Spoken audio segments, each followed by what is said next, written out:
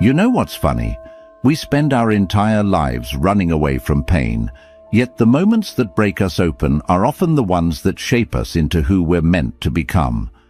Right now, as you're watching this, you might be going through something that feels impossible to bear. Maybe you're sitting in your car after a long day, feeling completely drained. Maybe you're lying in bed at 2 a.m., wondering how everything fell apart so quickly. Or maybe you're just tired.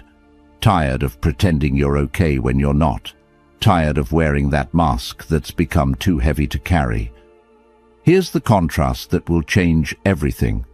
While most people see their darkest moments as evidence that life is against them, the ancient Stoics understood something profound. Our greatest pain often becomes our greatest teacher. The very experiences we try to escape are the ones calling us toward our truest strength.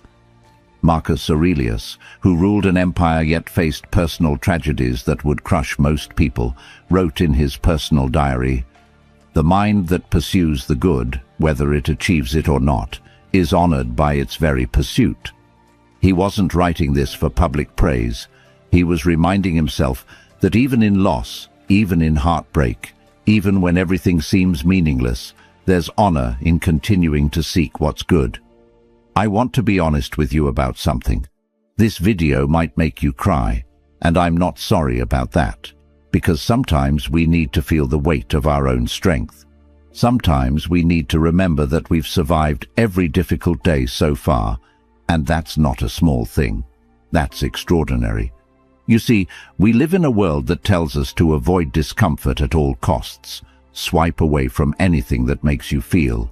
Buy something to fill the emptiness. Distract yourself until the feeling passes. But what if I told you that the very thing you're running from is actually the doorway to becoming who you're meant to be? The Stoics didn't have smartphones to escape into. They didn't have endless entertainment to numb their pain. When Marcus Aurelius lost children, when Epictetus was enslaved and tortured, when Seneca faced exile and death, they had to sit with their humanity. And in that sitting, they discovered something we've forgotten. Our pain is not our enemy. Our struggles are not evidence of our weakness. They are the raw material of our transformation. Right now, someone watching this is fighting a battle no one knows about. Someone is grieving a loss that changed everything. Someone is facing a fear that feels bigger than their courage. And someone is wondering if they have what it takes to keep going. I'm here to tell you something the Stoics knew. You do.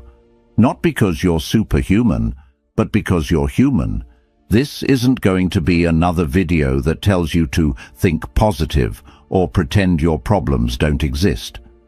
This is about learning to dance with your difficulties, to find meaning in your mess, and to discover that the very things breaking your heart might be breaking it open to hold more love, more wisdom, more compassion than you ever thought possible. So, here's what I need you to do right now.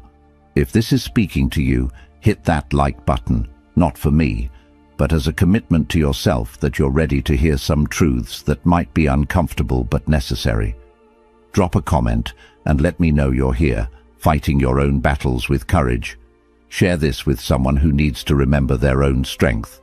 Subscribe to this channel because we're building a community of people who choose growth over comfort. And please, don't skip any part of this video. Every word is chosen carefully for someone who needs to hear it, and that someone might be you. The next few points aren't just ideas, they're invitations. Invitations to see your life differently, to find strength you didn't know you had, and to understand that your sensitivity, your struggles, your very human heart, these aren't weaknesses to overcome. They're superpowers waiting to be claimed. Let us know you're here by commenting this affirmation and standing strong. My pain is becoming my power. Number 1. The gift hidden in your worst day. Let me tell you about the day that changed everything for me, and maybe it'll help you understand why your worst day might actually be your greatest gift. It was a Tuesday. Isn't it always a Tuesday when life decides to teach us something we weren't ready to learn? I woke up thinking it was just another ordinary day. By evening, everything I thought I knew about myself, my relationships, and my future had crumbled. You know that feeling when the ground underneath you just disappears, when the story you've been telling yourself about your life suddenly doesn't make sense anymore? That's where I found myself, and maybe that's where you are right now too. Here's what the Stoics understood that we've forgotten. Our worst days aren't punishments, they're revelations. Epictetus, who knew something about having terrible days, taught us, it's not what happens to you, but how you react to it that matters. But here's the part we miss. He wasn't saying this from a place of privilege. He was saying this as a man who had been enslaved, who had his leg broken by his master, who lost everything that society said made life worth living. And yet from that depth of human suffering, he discovered something beautiful. When external things are stripped away, what remains is purely, authentically you. Your worst day doesn't define you. It reveals you. It shows you what you're made of when everything else falls away. I remember sitting in my car that night, crying in a way I hadn't cried since I was a child. Not the pretty tears you see in movies, but the ugly, soul-shaking kind that come from somewhere deep and raw. And in that moment of complete breakdown, something shifted. I stopped asking, why is this happening to me? And started asking, what is this here to teach me? That question changed everything. Because suddenly, instead of being a victim of my circumstances, I became a student of my own life. The pain didn't go away. It transformed into something useful. The fear didn't disappear. It became fuel for courage I didn't know I possessed. Your worst day is trying to show you something about your resilience that you can't learn any other way. It's revealing depths of strength you possess that comfort could never uncover. It's teaching you that you're not as fragile as you thought, not as powerless as you feared, and certainly not as alone as you sometimes feel. Think about it. Every person you admire, every story that moves you, every example of human greatness you've ever encountered, they all have one thing in common. They all had a day, or many days, when everything fell apart. And they all made the same choice you're being invited to make right now, to let that breaking become a breaking open. The gift hidden in your worst day isn't obvious at first. It's wrapped in confusion, tied with ribbons of pain, and delivered at the worst possible time. But inside that terrible gift is everything you need to become who you're meant to be. Inside is the compassion you'll have for others who are suffering. Inside is the strength you'll need for challenges you can't even imagine yet. Inside is the wisdom that only comes from walking through the fire and realizing you didn't burn. You were refined. Your worst day isn't the end of your story. It's the beginning of a better chapter. Not better because life becomes easier, but better because you become stronger, wiser, more compassionate, more real. If you're ready to let your hardest moments teach you, drop this in the comments. My worst day revealed my best self. Number 2, why your sensitivity is your secret weapon. They told you that you feel too much, didn't they? That you're too sensitive, too emotional, too intense. Maybe they said it with concern, maybe with frustration, but the message was clear. There's something wrong with feeling so deeply in a world that seems to reward numbness. Here's what I wish someone had told you earlier. Your sensitivity isn't a flaw to fix. It's a superpower you've been taught to hide. Seneca, one of Rome's greatest philosophers, wrote letters to his friend that were so emotionally honest, so vulnerable, that 2,000 years later they still make people cry. He wrote, "Every new beginning comes from some other beginning's end." But here's what's beautiful about that quote. He wasn't writing it as cold philosophy. He was writing it through tears, through loss, through the kind of heartbreak that only someone who feels deeply can know. The Stoics weren't emotionless robots like people think. They were the most emotionally intelligent people of their time. They felt everything. They just learned to feel it without being destroyed by it.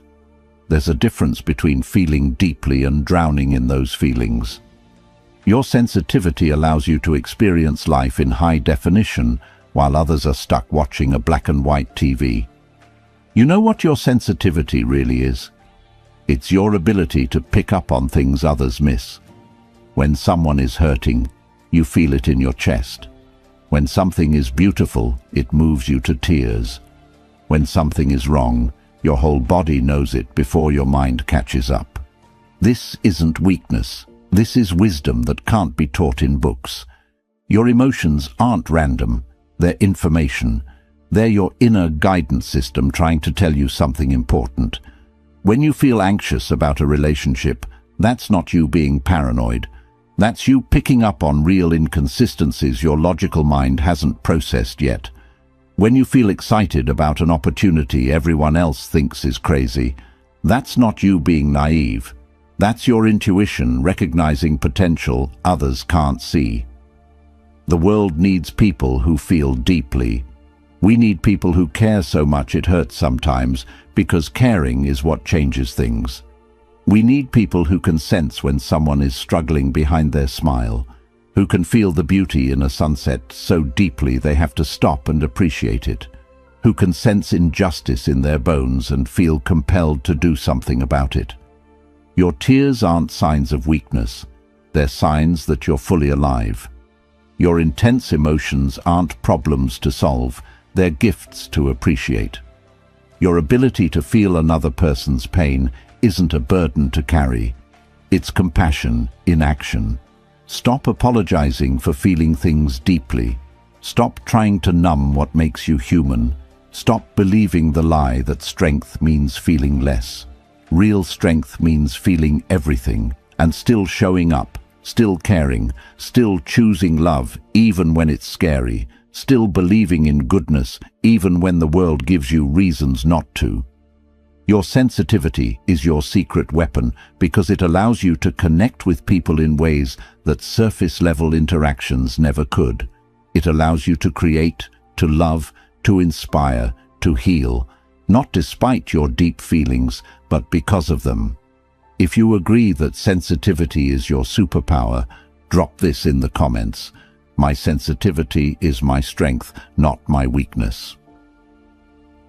Number 3. The art of losing everything and finding yourself.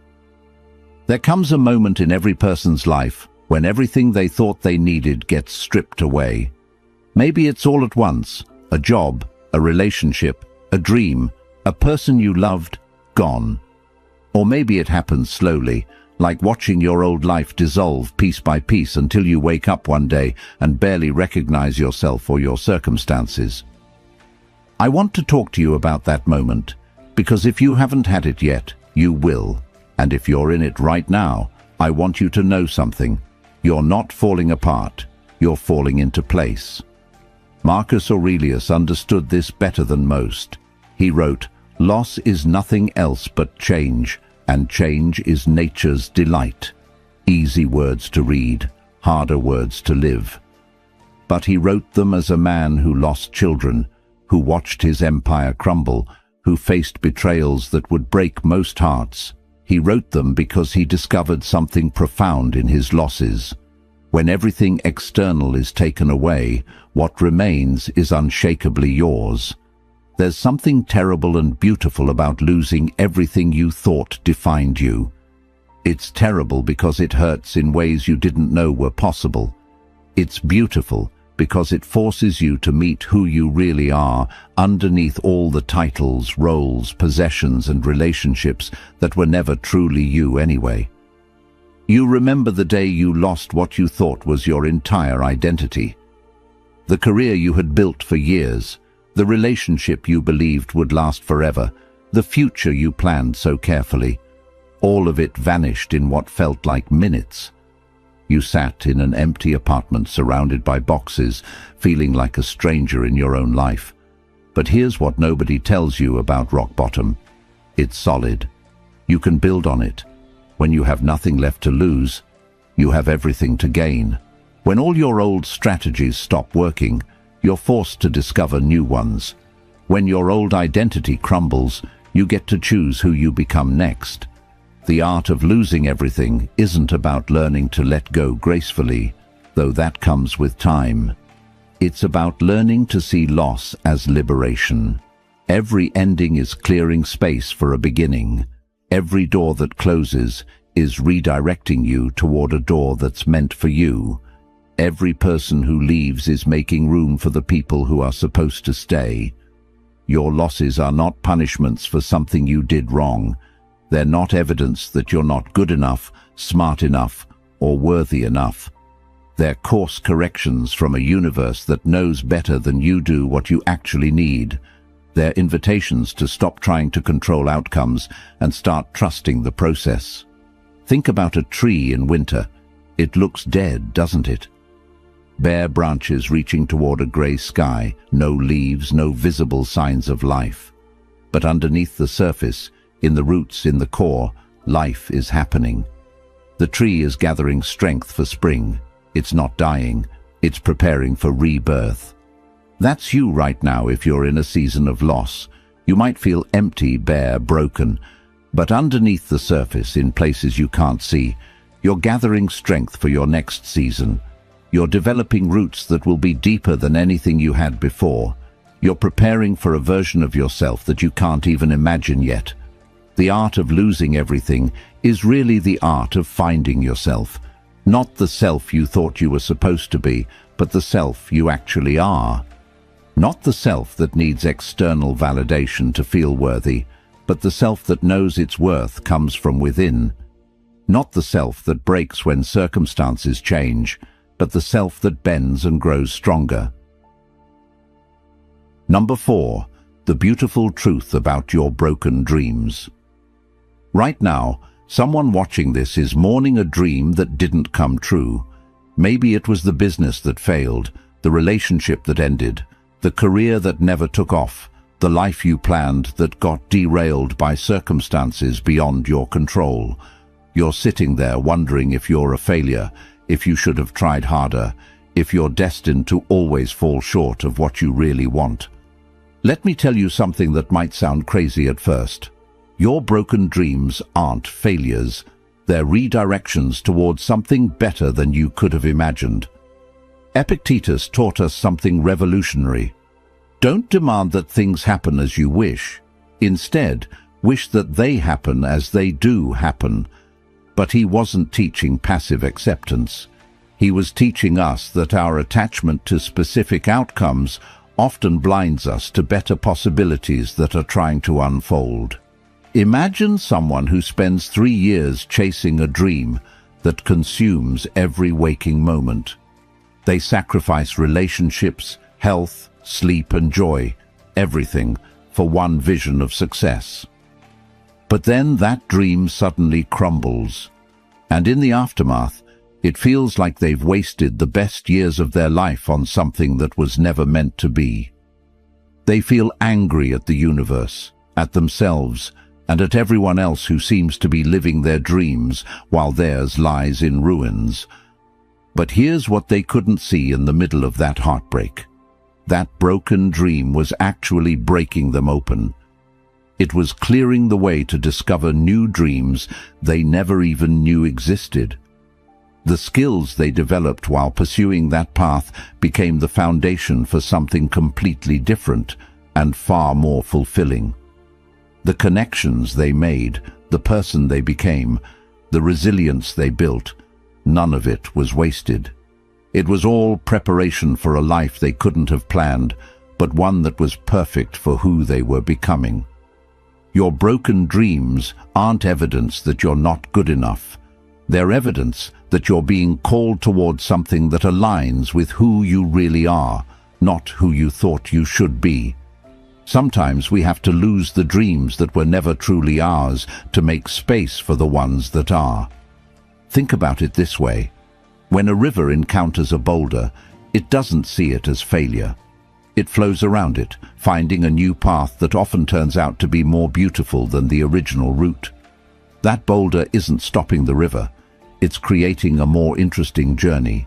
Your broken dreams are teaching you things about yourself that success never could. They're showing you that your worth isn't tied to achievements. They're revealing strengths you didn't know you possessed. They're developing a kind of wisdom that only comes from having your heart broken open and choosing to keep it open anyway. Maybe the relationship that ended was protecting you from settling for less than the love you deserve. Maybe the job you didn't get was steering you toward work that actually feeds your soul. Maybe the dream that felt so important was actually too small for the person you're becoming.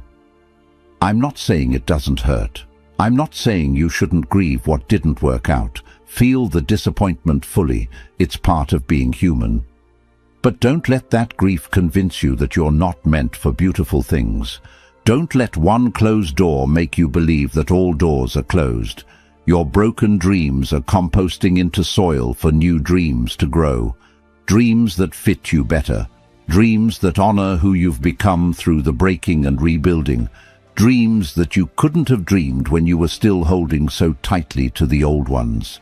Trust the process, even when you can't see where it's leading. Trust that your life has an intelligence that's working for you, not against you. Trust that what feels like an ending might actually be the most important beginning you'll ever experience. If you're ready to trust that broken dreams lead to better ones, drop this in the comments. My broken dreams are becoming better dreams. Number 5. Why your struggle is sacred. I need to tell you something that might change how you see every difficult moment in your life. Your struggle isn't a bug in the system, it's a feature. It's not something going wrong, it's something going right, just in a way you weren't expecting. We live in a culture that treats struggle like a disease to be cured as quickly as possible. Pop a pill, buy a solution, think positive thoughts, manifest your way out. But what if the very thing we're trying to escape is actually the most sacred part of our human experience? The Stoics had a beautiful concept they called amor fati, love your fate. Not just accept it, not just tolerate it, love it. Marcus Aurelius wrote, "Accept the things to which fate binds you, and love the people with whom fate associates you." He was saying that our struggles aren't random punishments, they're perfectly placed teachers. I remember sitting with a friend who was going through a divorce after 20 years of marriage. She kept apologizing for crying, kept saying she should be stronger, kept beating herself up for not being able to get over it faster. And I realized something heartbreaking. We've been taught to be ashamed of our struggles instead of honoring them. Your struggle is sacred because it's turning you into someone you couldn't become any other way. That anxiety you carry, it's teaching you empathy for others who fight invisible battles. That depression that feels like a weight on your chest, it's deepening your capacity for joy in ways that easy happiness never could. That loss that broke your heart, it's breaking it open to hold more love than you thought possible. Every person who has ever made a real difference in this world, every teacher, healer, artist, leader, innovator, they all have one thing in common. They all struggled. They all faced moments when they wanted to quit. They all wondered if they were strong enough, smart enough, worthy enough, and they all discovered that their struggle wasn't their weakness. It was their qualification. You can't comfort someone through their darkest night if you've never experienced your own. You can't guide someone through grief if you've never lost something precious. You can't inspire someone to keep going if you've never wanted to give up yourself. Your struggle is giving you credentials that no university could provide and wisdom that no book could teach. But here's the part that makes it sacred. You get to choose what your struggle means. You can let it make you bitter or let it make you wise. You can let it close your heart or let it break it open to hold more compassion. You can let it convince you that life is unfair, or let it teach you that life is difficult for everyone. And that's what makes human connection so beautiful. Your struggle is also sacred because it's temporary. Not in the sense that it will disappear completely, but in the sense that it's always changing, always moving, always transforming you into someone new. The you who entered this struggle is not the same you who will emerge from it. And that transformation, that's the sacred part. Right now, in this moment, you are in the middle of becoming someone incredible, someone who has walked through fire and chosen to see it as purification rather than destruction, someone who has faced their worst fears and discovered they were stronger than they knew, someone who has been broken and chosen to let the cracks become where the light gets in. Your struggle is sacred because it's yours.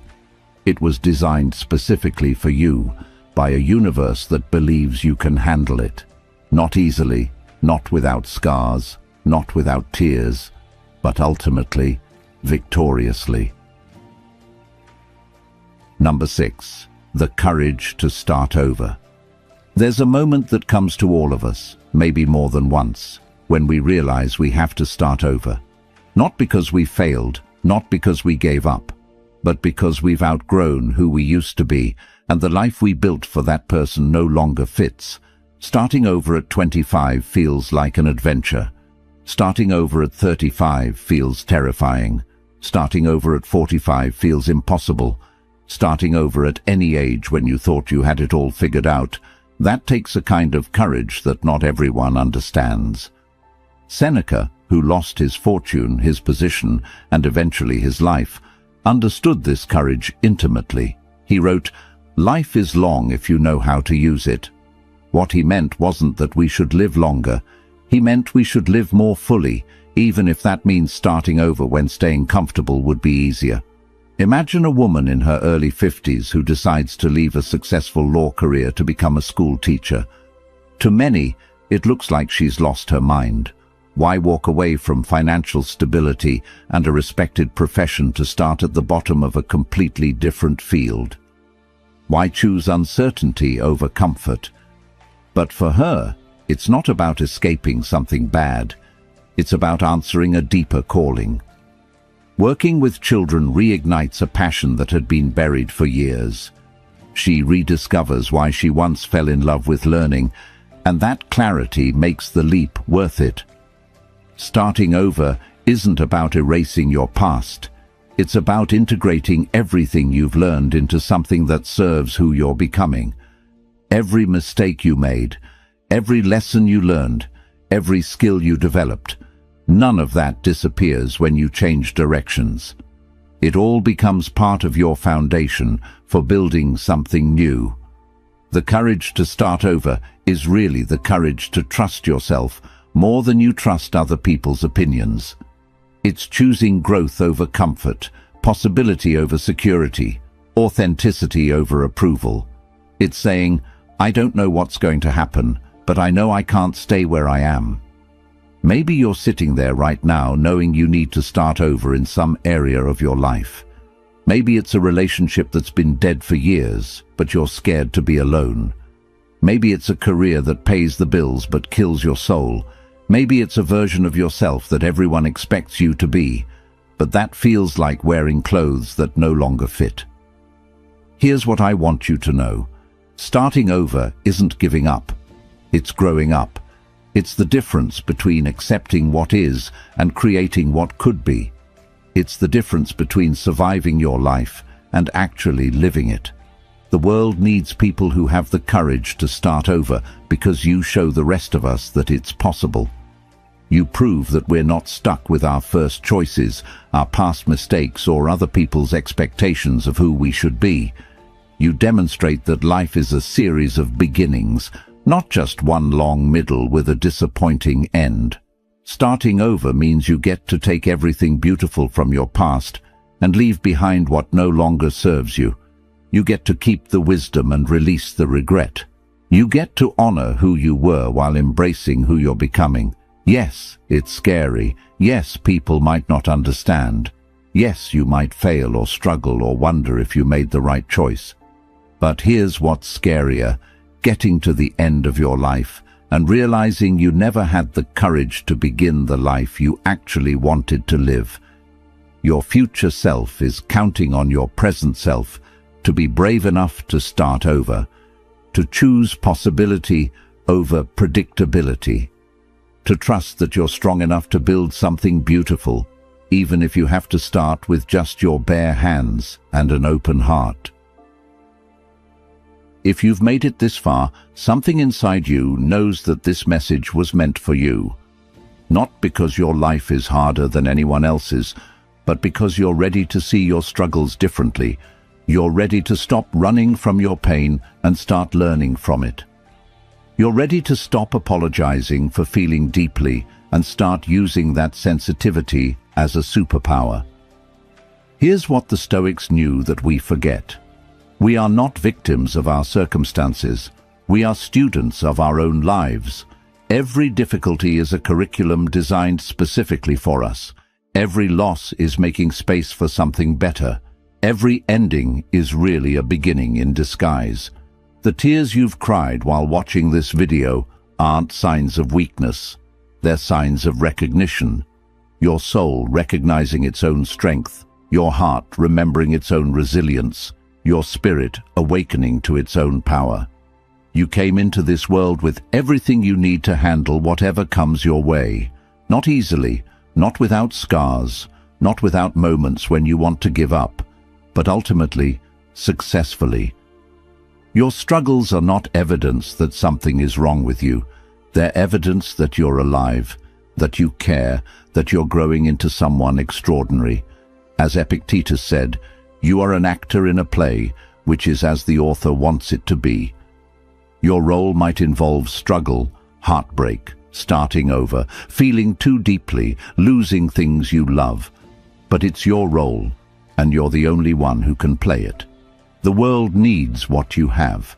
It needs your sensitivity, your struggles, your story of falling apart and putting yourself back together. It needs proof that people can survive their worst days and still choose to love, to hope, to believe in beauty. So, here's what I want you to do right now. If this video moved something in you, hit that like button as a promise to yourself that you're going to stop seeing your struggles as problems and start seeing them as preparation. Drop a comment and tell someone else who needs to hear this that they're not alone. Share this with someone whose heart needs these words. And subscribe to this channel because we're building a community of people who choose to see their difficulties as doorways to becoming who they're meant to be. Remember, you're not broken, you're breaking open, and that makes all the difference. If you feel this truth deep in your heart, write this in the comments as a promise to yourself. I am not broken, I am breaking open.